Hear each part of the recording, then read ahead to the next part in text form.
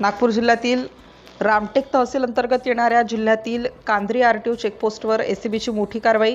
Motor वाहन निरीक्षक व एजंट ताब्यात. मनसर कांद्री आरटीओ चेकपोस्ट सीमा तपासणी नाका कांद्री नागपूर शहरातील प्रादेशिक परिवहन विभागाशी संबंधित प्रकरणात लाचलुचपत प्रतिबंधक विभागाने एसीबी सापळा रचून मोठी कारवाई केली आहे.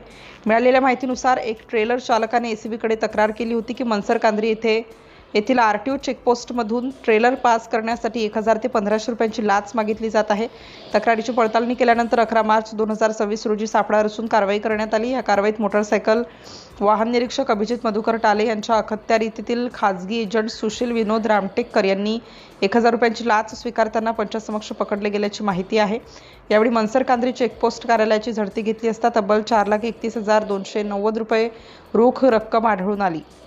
दोन्ही आरोपींना ताब्यात घेण्यात आलं असून रामटेक पोलीस स्टेशन नागपूर ग्रामीण येथे भ्रष्टाचार प्रतिबंधक अधिनियम 1988 सुधारणा 2018 अंतर्गत गुन्हा नोंद करण्याची प्रक्रिया सुरू आहे. ही कारवाई डॉक्टर दिगंबर प्रधान, पोलीस अधीक्षक एसीबी नागपूर यांच्या मार्गदर्शनाखाली करण्यात आली. सिटी इंडिया न्यूजसाठी रामटेक तालुका प्रतिनिधी हर्षपाल मेश्राम, नागपूर.